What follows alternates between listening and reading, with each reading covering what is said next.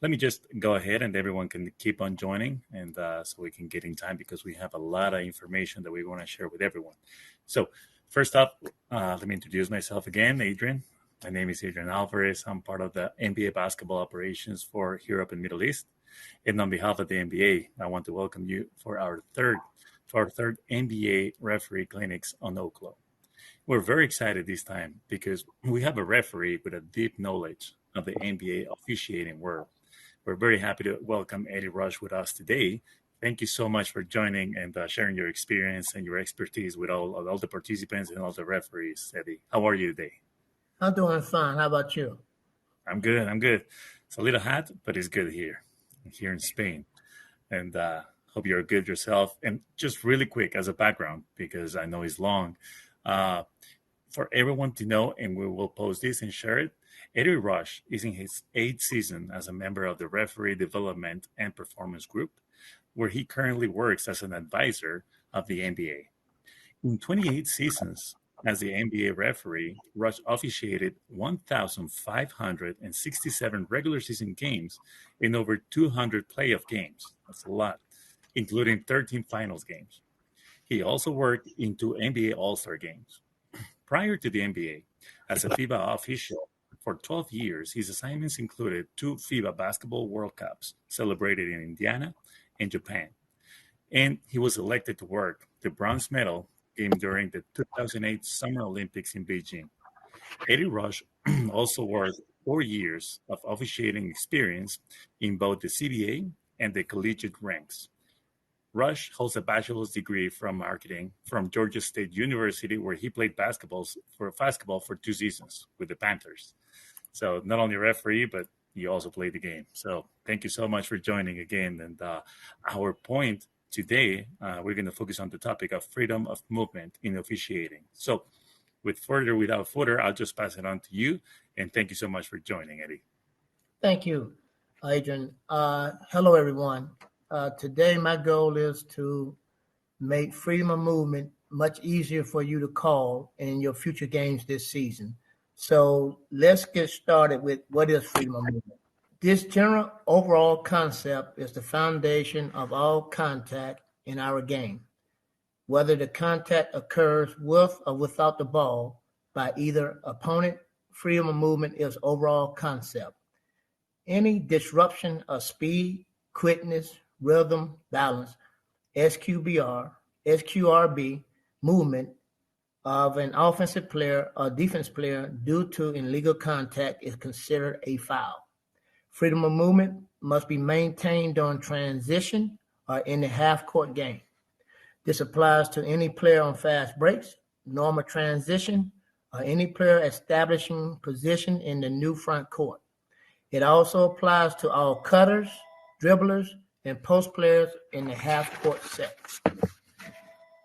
This general overall concept is the foundation of all contact in our game, whether the contact occurs with or without the ball by either opponent. Freedom of movement is overall concept. That is the one that we just went over. And whether or not opponent is attempting to move. This applies to both offensive and defensive players. Freedom of movement guidelines are put in place to ensure we have a free-flowing game without holding or grabbing.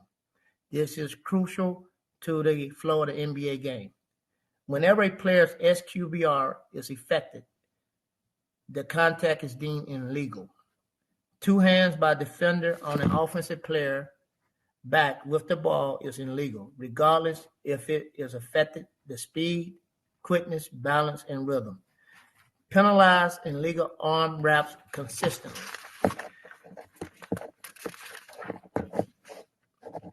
An official should be aware of an off-ball contact involving cutting as well as non-moving offensive players.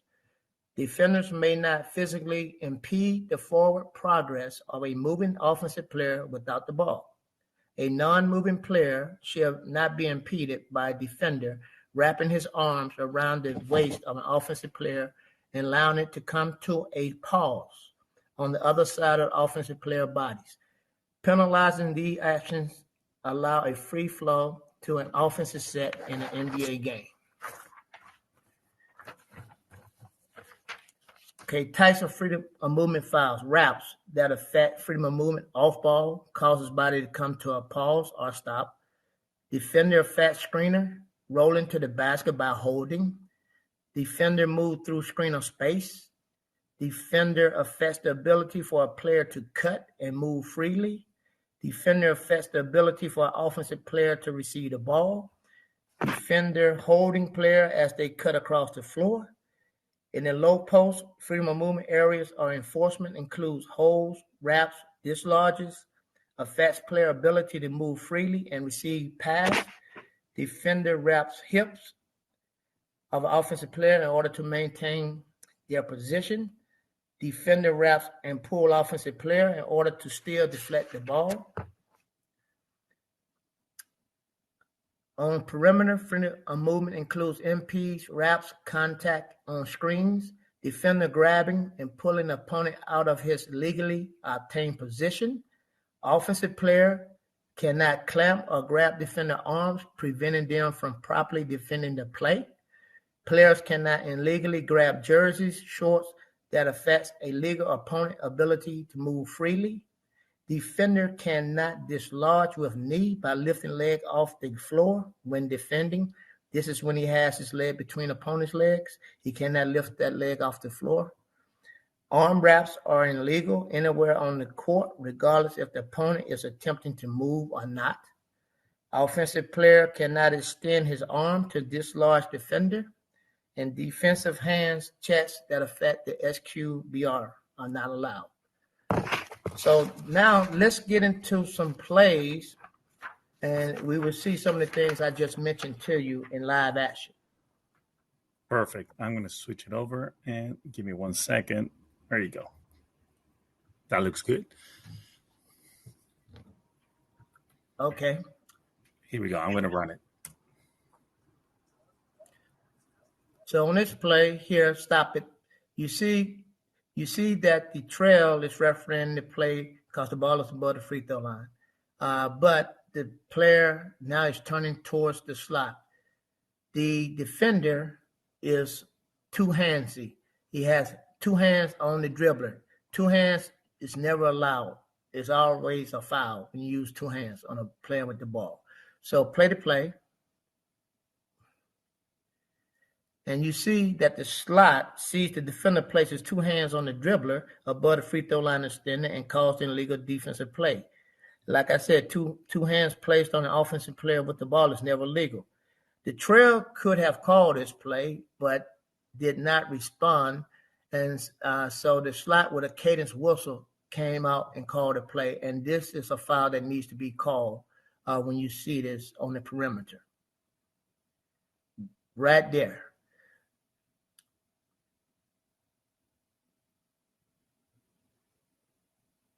That's your foul. Let's go to the next play, please.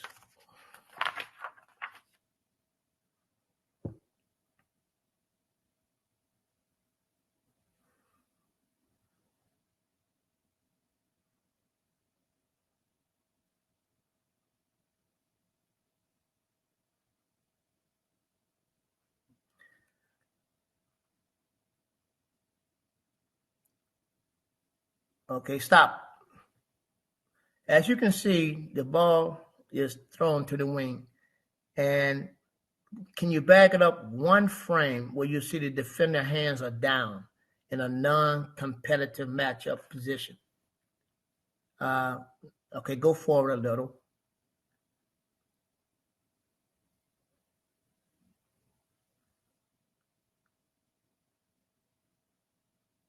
Stop it. Okay, right there, you see the slot. He's on ball with a non-competitive matchup.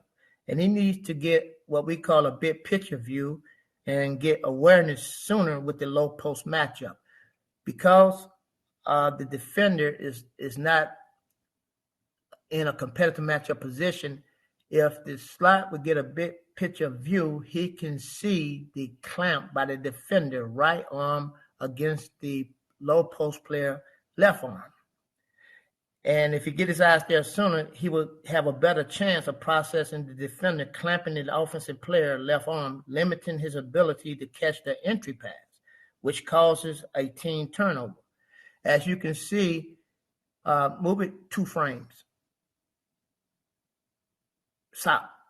That's the foul right there. As if he would have gotten his eyes to that defender quicker because he has a non-competitive matchup, he would see this clamp by the defender. He has an open look. Move a couple more frames, please. Now stop. As this play develops, the lead has a closed look because the foul is opposite side of the lead, and he really cannot see this foul. So the lead cannot really assist us on this play. Run it some more, please.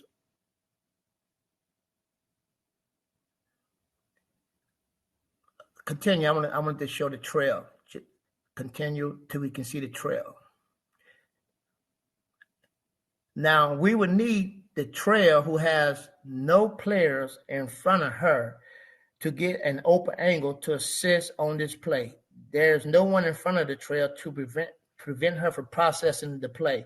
The trail must extend her coverage and process this initial grab by the defender during the entry pass.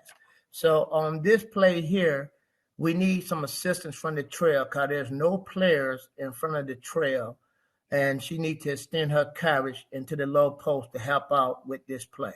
And by not extending her coverage on this play, we end up without calling a foul. And without the slot getting to transitioning his eyes a little sooner from when his player received the ball on the wing to the pass, we was not able to process this play, and it was a foul that needed to be called.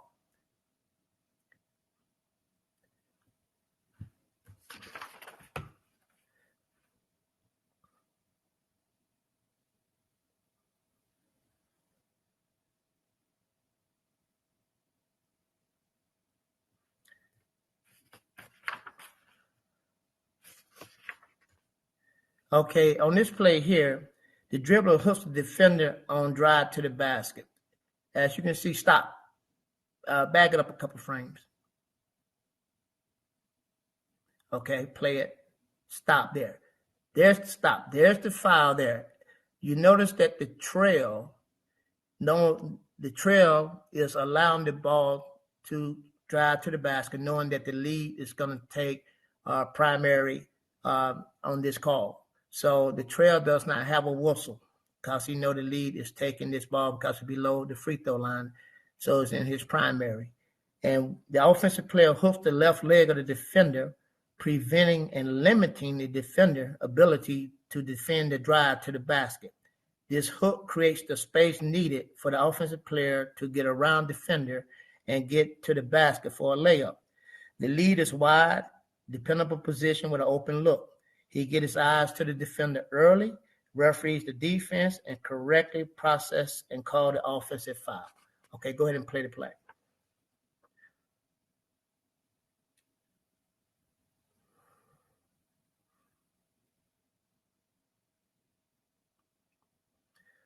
So that is a good position by the league and a good call on an offensive foul.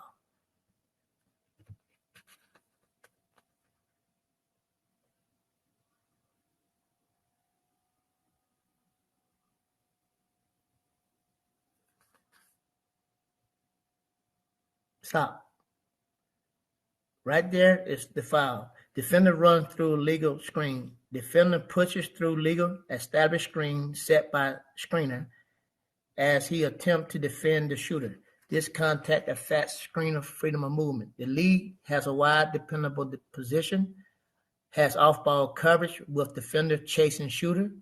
He extends coverage up to the screen action because he has no competitive matchup in the low post, and this is the closest action area.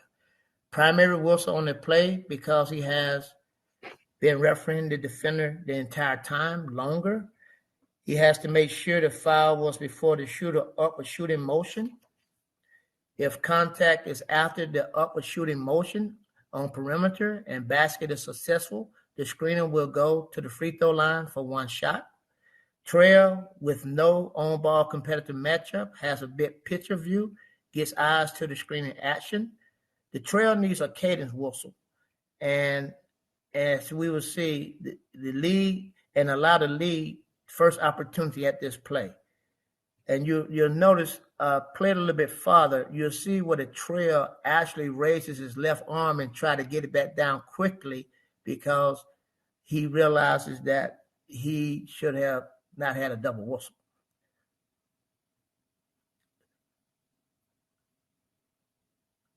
Right there, I think you can see the trail. Left arm goes up, and he tried to get it back down quickly. But when he blows the double whistle, he had good eye contact after blowing the whistle and allowing the lead to take the play.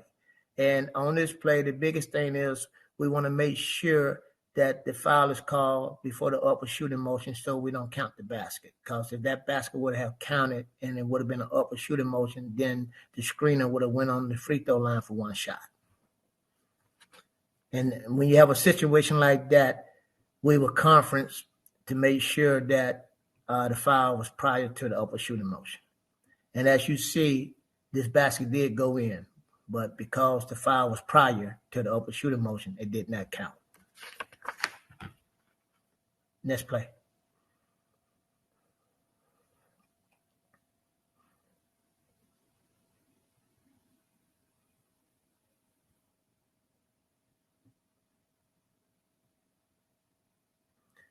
Stop it right there. Just back it up a little. This is a defender wrapping the handoff screener. Defender trailing offensive player impedes screener movement when coming around screener, grabs arm, affect opponent freedom of movement, and offensive player progress to move freely to the basket or on the perimeter. The trail, he realizes this and he started backing out. First, let's look at the trail position. We really would like this trail, stop it right there. I would like the trail to stop there because on this play, he can see everything from this angle here. As you realize, if we move the play forward, the trail goes, keep going, stop. Now the trail is too low. It looks like we have two slots versus a trail leading slot. So that's the reason why I would have liked the trail to have stopped above the 28. So he needs to stay above the 28 mark. This is unnecessary movement. No need to position adjust downward where he is at the present time. He needs to try the referee in a still position. If there was no foul on this play and the defensive team steals the ball, there's no way the trail could transition back to lead to beat the play to the baseline and get into a dependable position. Trail does a good job going on ball to off ball during this screen handoff and called a defensive foul. Now the lead played a little farther.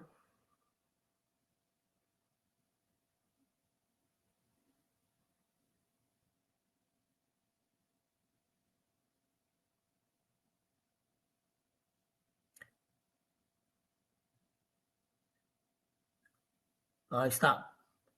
So as you can see, the league had a wide, dependable position. He extended his coverage up to the free throw line.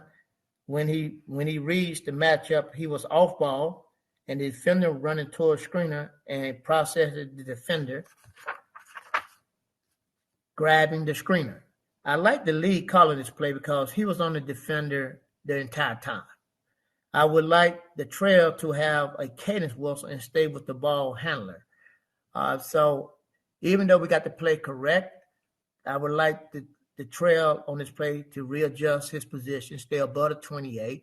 I like the trail to be a little slow with the whistle because the lead was on this play the entire time because it started from below the free throw line. And I would like the trail again to be above the 28 because if we had no foul on this play and the defender stole the ball, there is no way the trail could have got back into the lead position and to get into a dependable position if we had a steal. Next play.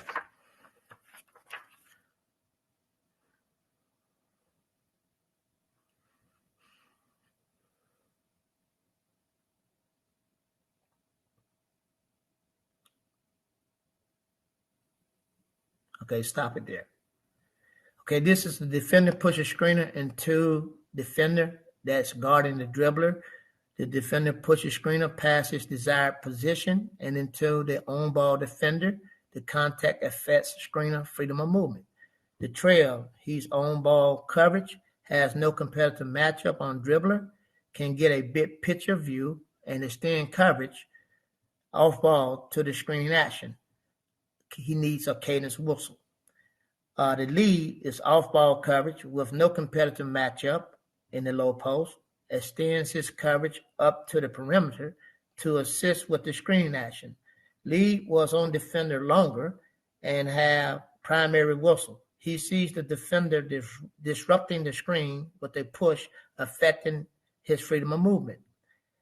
On this play, since we have a double whistle, we must make sure we have eye contact. But as you can see, if we run the play a little bit more,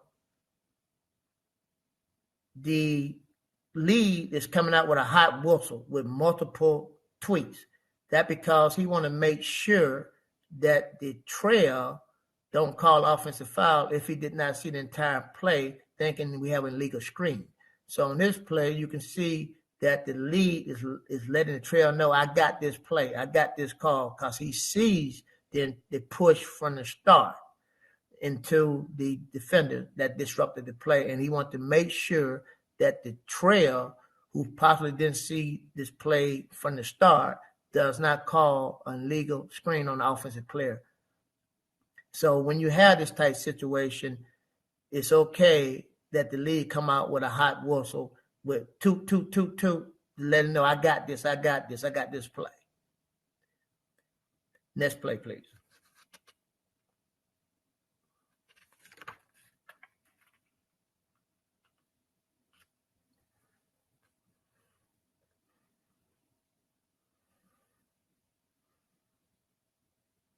Stop it. Okay, defender holds off-ball cutter. The off-ball defender grabs arm in lane on cutter. Defender trailing offensive player impedes movement. Coming around screener, grabs arm, affect opponent freedom of movement, and offensive player progress to move freely to receive a pass while cutting across the floor. Lead with off-ball coverage need to process this illegal hold by defender on offensive player arm as he cuts through the lane, affecting freedom of movement. Okay, play to play. Then the lead, I need for the lead to process this. He's in a good position. He has eyes on his off-ball coverage, but for whatever reason, the lead doesn't react. And on this play, we need a reaction right here as the defender grabs the offensive player arm in the lane. Stop. Right there, we need for the lead to call that play.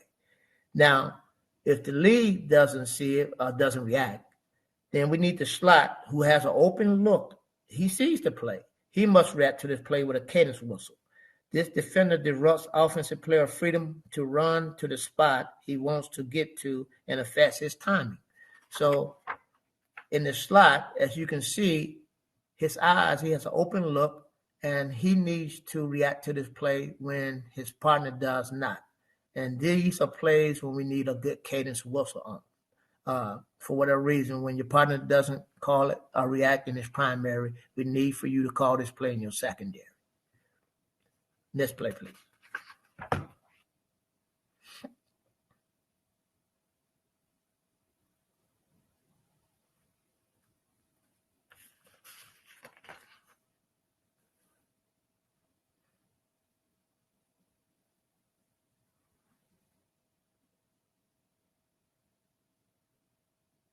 Stop.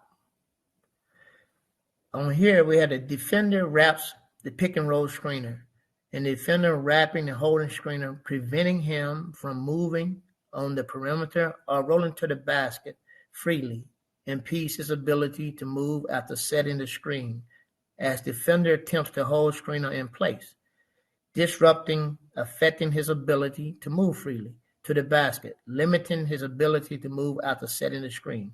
The trail, he has on-ball responsibility. The lead, he has off-ball responsibility. Wide, dependable position. Lead has no competitive matchup in the low post. Lead extends his coverage up to the perimeter area to assist with the screener. Lead processes defender, wraps, grabbing the screener, affecting his freedom of movement by not allowing him to move freely to the basket. If the lead does not call this defensive foul, the trail can call this play with a cadence whistle. Since there is no competitive matchup on ball, the trail should get a big picture view on the screening action and be ready to process the defensive foul if the lead did not react. So play the play.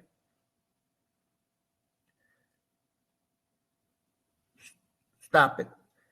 As you can see, there's no competitive matchup in the low post, so the lead extends up, and you can see that the trail was on ball, but it's no competitive matchup, so he can get a big picture view, but the lead see the grab, and the lead calls the play.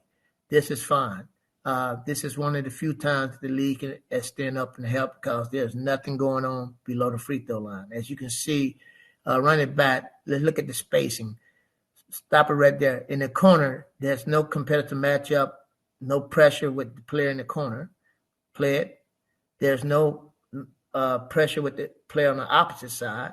So the only players that can create a problem on this play is the pick and roll.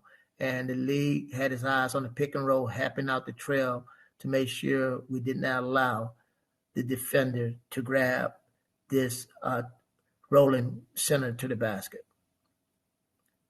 And he correctly calls the play.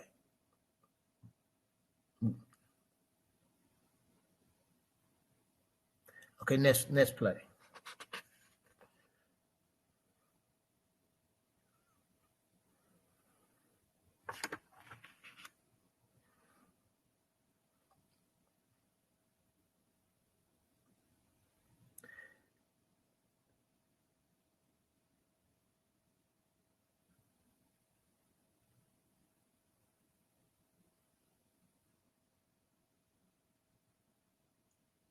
Okay, stop it right there first. Remember earlier we had the trail that was too low, below the 28, and we looked like we had two slots. Well, here's where I want the trail to be. This is a perfect position, and this is the position that I wanted the trail in the earlier play that we saw to be in this position right here. So the defender pushes through a legally established screen set by screener as the defender attempts to defend the shooter. This contact affects a screener's freedom of movement. As you can see, the trail is in good position with an open look, non-competitive matchup with dribbler, get big picture view off ball with the screening action. Process a defender running through screener, affecting freedom of movement. Does a good transitioning of eyes to defender on perimeter. Trailing shooter coming around screener making illegal contact into the screener. So play to play. We got good position by the trail. He transitions his eyes. He has a non-competitive matchup. Right there, he sees the defender runs through the screener, and he calls the play. He's in the perfect position. He's not too low, he's not too high, and he's not moving. That's what we want done in the trail on this type play.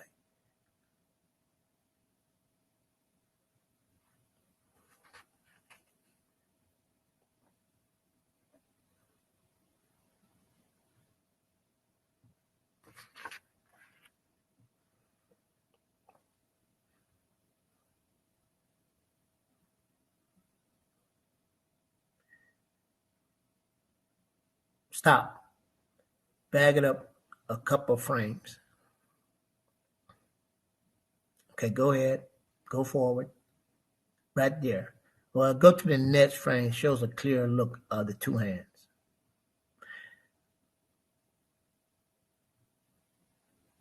Go ahead, move forward.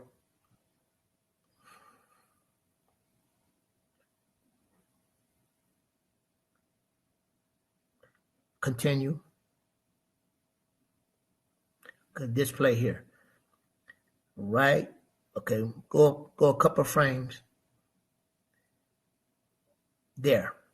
Right there, the defender places two hands on the dribbler, affects his SQBR, speed, quickness, balance, and rhythm, and disrupt the path to the basket.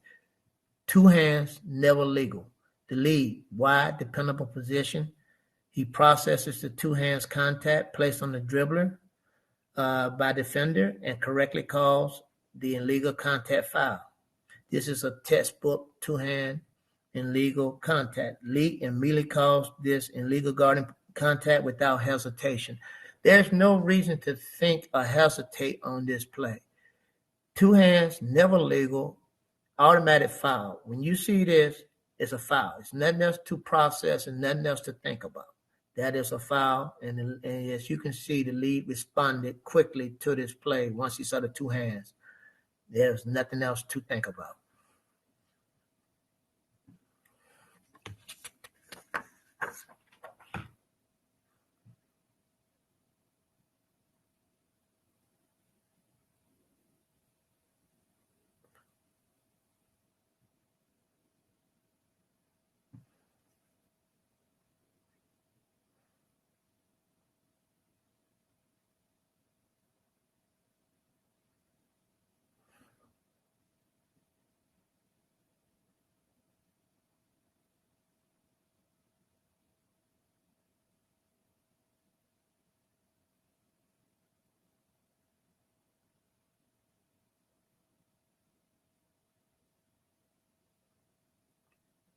Okay, stop it there.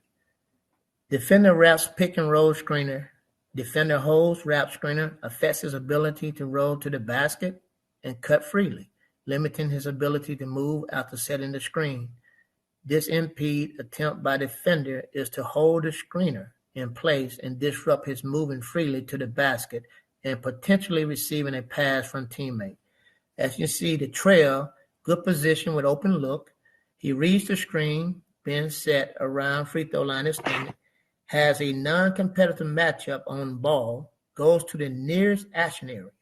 He position adjusts to get a big picture view off ball and process the defender grabbing the screener, preventing him from rolling freely.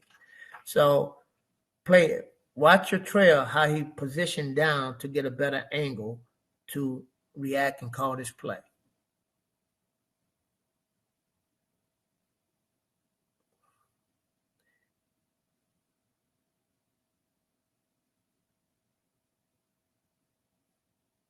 See the movement?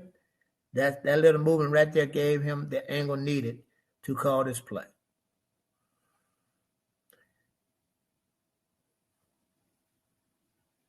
And that's how we work on a play like this from the trail. We position it just down so we can see it a little bit better, get an open look. And you notice he had a big picture view, and now he get a chance to call the grab by the defender. And anytime you have a switch, most of the time, especially when a big and small switch, in this place, you had the guards going around the center screener, so they're going to react when they switch. You're going to have big and small. The small normally does something to hold the big because he can't guard the big. So always have your antennas up when you have a switch, a small and a big, because the small got to do something probably illegal to try to guard the big when you get to this type situation. And you got to know that ahead of time. So you got two guards. Right now we got the switch, and now the guard knows he cannot guard the center, so he grabs him, hold him, anything he can do to disrupt the play. Always have that awareness, big and small matchups. Next play, please.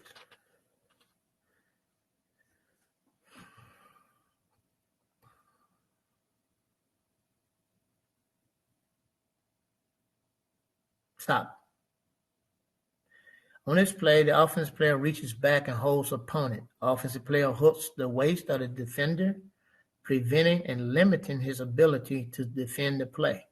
This hook creates the space and leverage needed to post the defender into the paint for an easy entry pass possibility.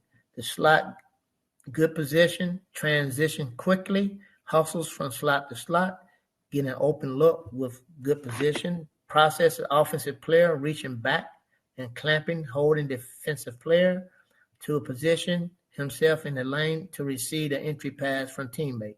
This illegal offensive move does not allow the defender to legally defend the play. So the biggest thing that you notice when we play this back, watch the hustle from the slot to get in position to see this play. Play the tape. Now let's go back. There you go. See how he hustles from slot to slot? That allows him to get in position to see this play from start to finish. And he has his eyes exactly where they needs to be on that matchup.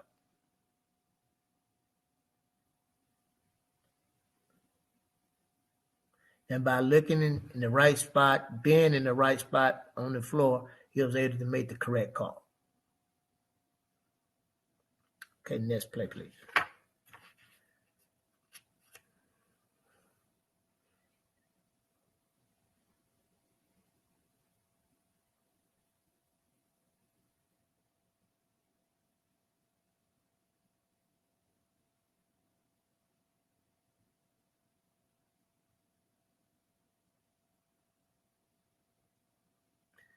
Stop it there.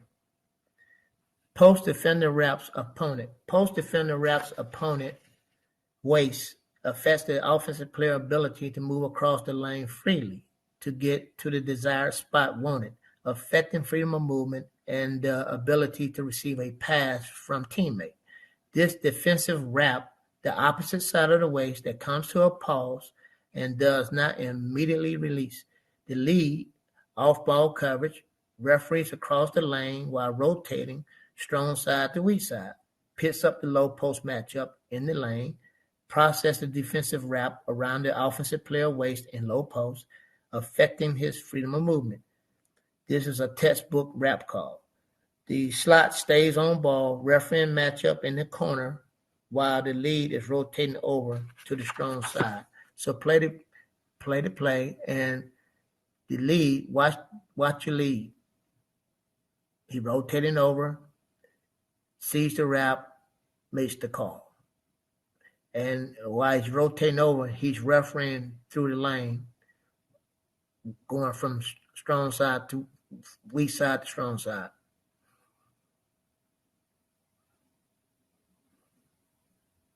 Okay, next play.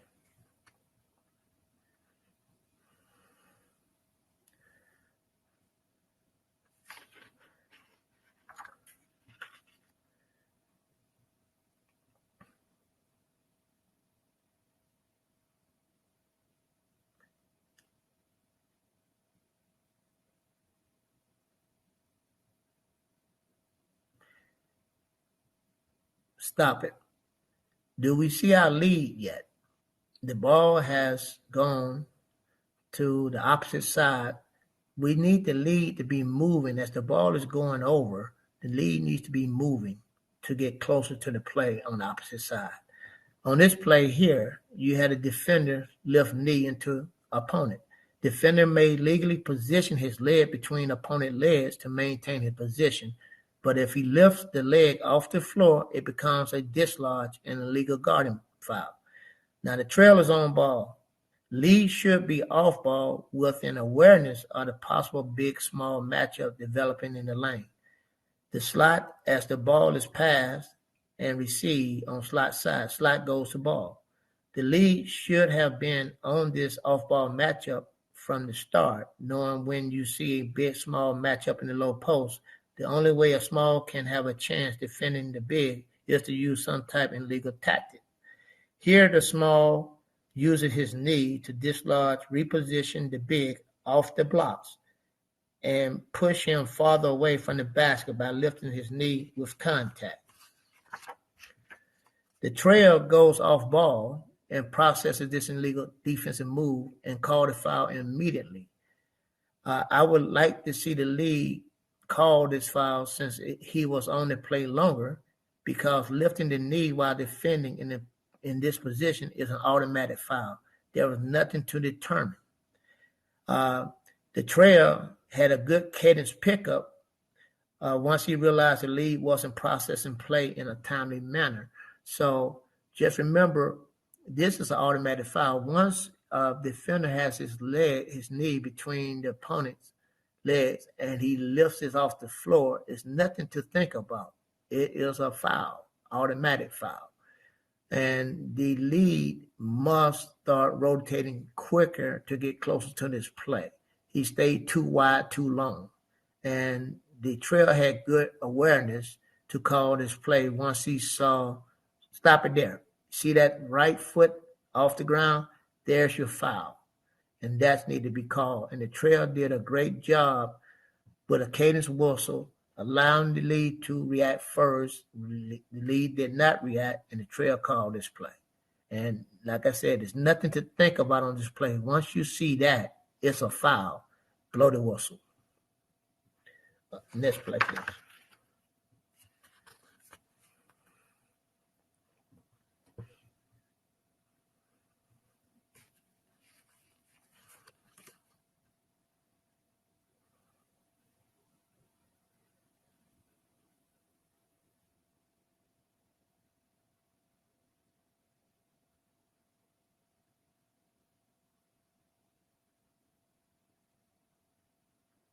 Okay, let's play this back from the top. Okay, stop it on the pass. Okay, right here, sometimes even though you're the closest to the play, don't mean you actually see the play. And here you will notice that the slot is closest to this play, but does not have an open look to see the grabbing of the jersey. So the lead rotates over and get his eyes to the matchup below the free throw line on the wing, sees the offensive player with the grab of the defender jersey, and correctly calls the offensive foul. Even though the slot official is closest to the play, he cannot see the grabbing of the jersey by the offensive player. This is a good job by the lead rotating over and processing the play correctly. Offensive player is limiting the defender ability to defend the play. Slot has a closed look. He is on ball, but since there's not a competitive matchup, he referees with a big picture view and have awareness of the potential post-up matchup prior to the ball being passed into the low post. So the slot goes, notice that he has no competitive matchup by the defender. He goes into the low post to assist, but he just cannot see the grab from his position. He has a closed look. Play.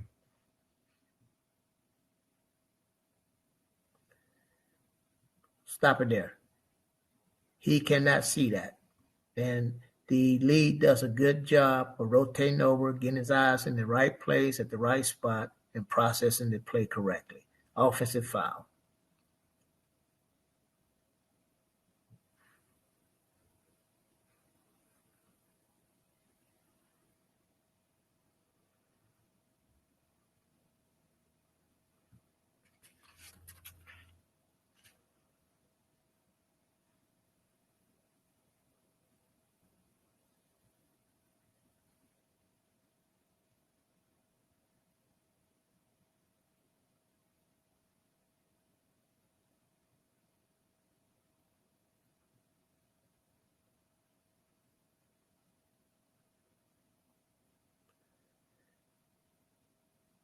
Okay, stop.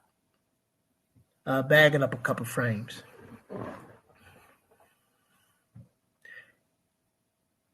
Okay, as the lead rotates over, play the tape.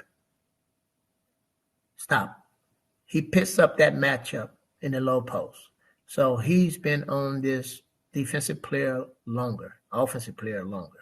So offensive player uses his arm to push off this large defender from his legally established obtained position, affecting his freedom of movement and limiting defender ability to defend the play. This push in the back of defender creates space for him to get to the entry pass and prevent defender from defending the entry pass. The lead has off-ball coverage and should be refereeing this low post matchup as he's rotating over from strong side.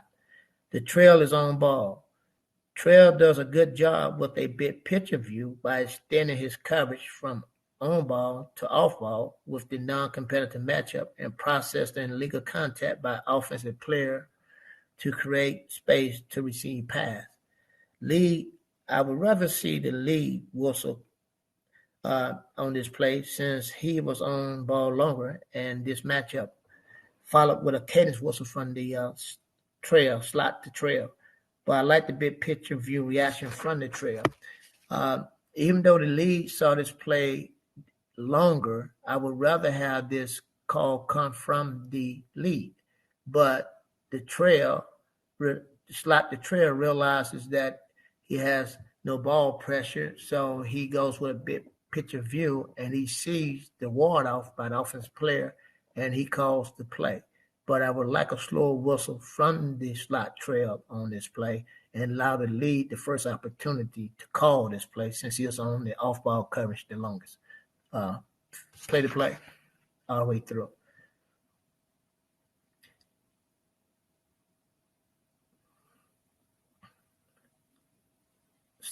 Stop it. That's the part that the lead sees, which is a small fraction of the play. Even though he's correct, as you notice, that's the part that the slot sees. He only sees a small fraction of the play at the end, but he calls it correctly. But I'd rather see the lead call this play because he had this matchup the entire time.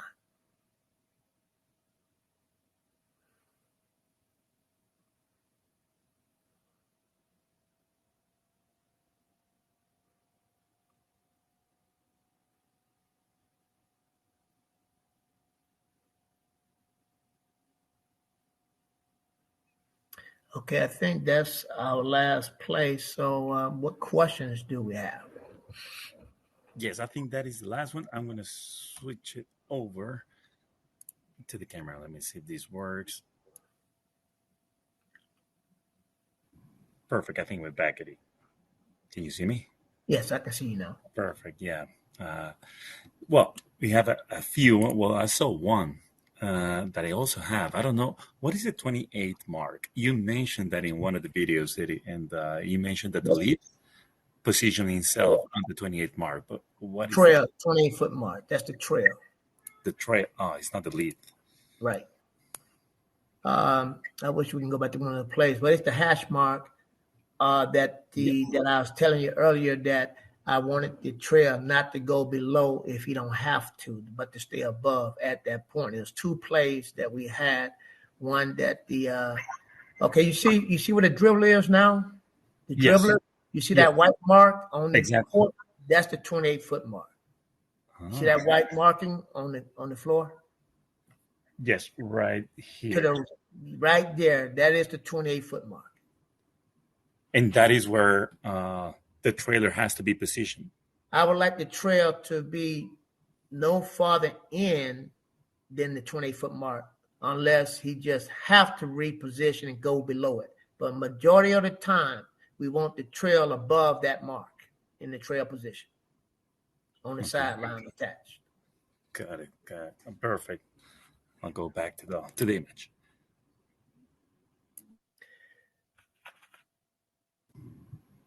Perfect. Thank you. Yeah, that is one thing that I wonder also. I've heard it before, but I knew about that one. And just by moving right now, even the video when stopping and moving at some points, some of the videos are in slow motion. When I come back to the ones that are live, the game is super quick. Even for me, that I'm stopping the video. So when you are during the game, you gotta be positioning yourself as officials and moving. Uh, has it always been three referees, or maybe back in the day there used to be two officials only, or since when it's been three referees on court? Because you need all three. When I got hired in NBA and when I was in the CBA, we only had two referees. And that was up to 87, 88 season. Then the 88 season to the present, 88, 89 to the present, we went with three officials.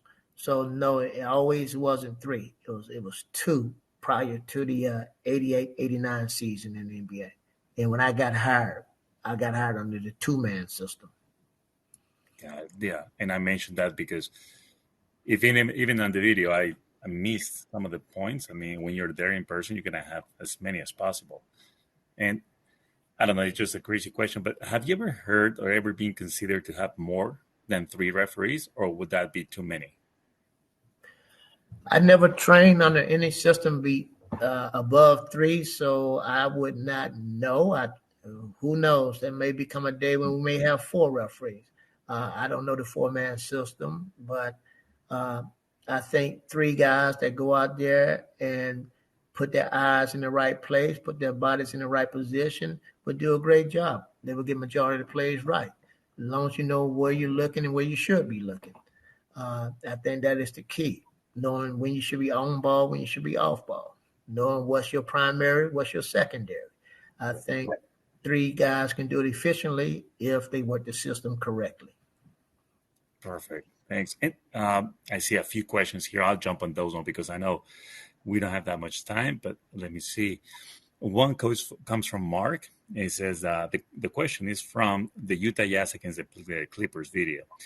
Jackson was called for a foul after being screened by Gobert, number 27, but didn't 27, Rudy Gobert, initiate the contact? That's when you mentioned the big and small, I think.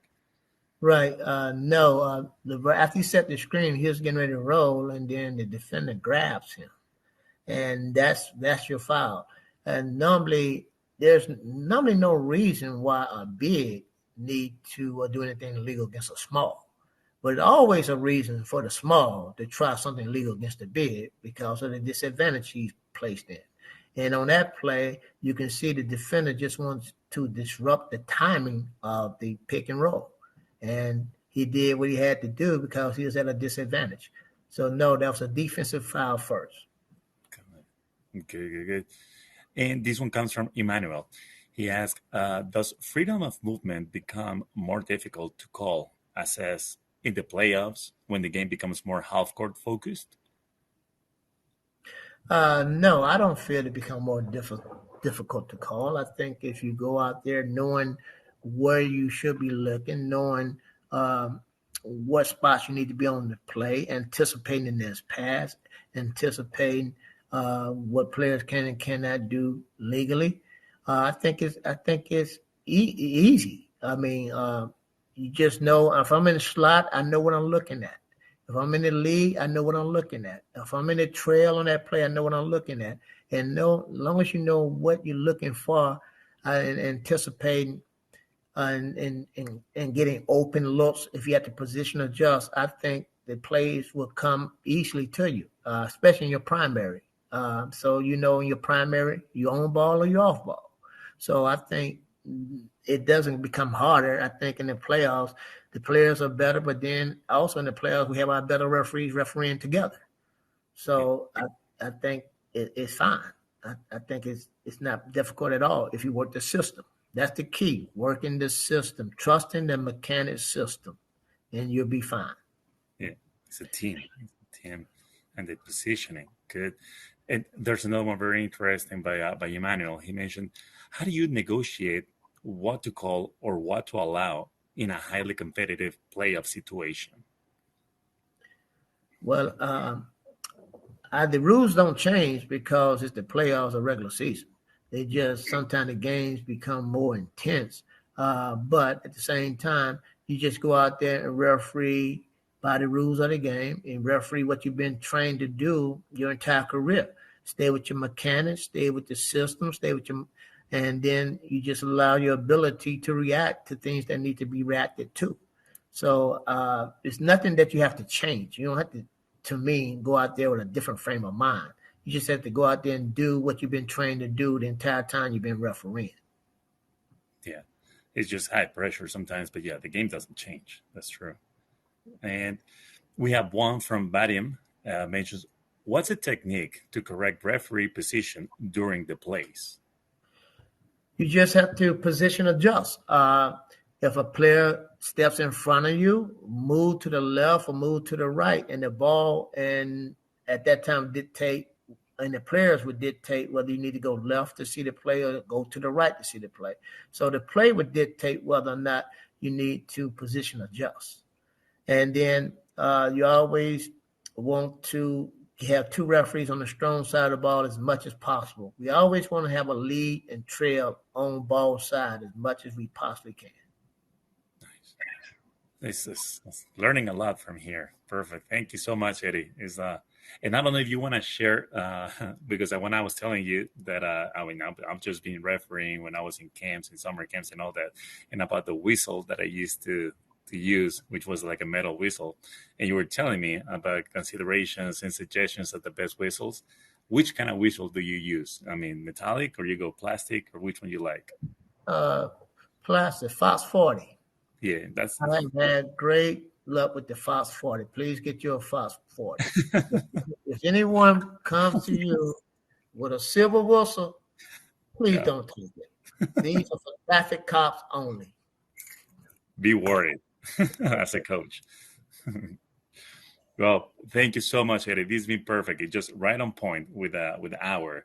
And if we have any more questions, I'll make sure I'll send it your way, and we'll post it later on OWQLO. We really appreciate you, and really appreciate all the expertise and the knowledge talking basketball and officiating with us today. It's been great points, and all the participants across Europe and across the world. I know they enjoyed it, and we're going to have it posted on OWQLO for later on demand if they want to follow it.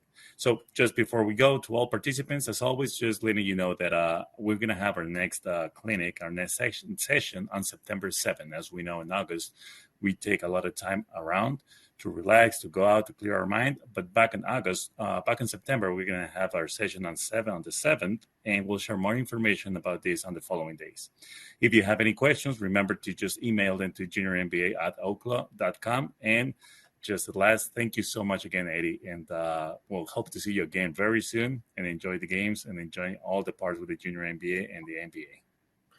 Thank you guys for allowing me to do this. I really enjoyed it. And hopefully, some of the things that we've seen and talked about over the last hour will make your freedom of movement plays that much easier to process in the future. Thank you. Thank you so much. See you soon.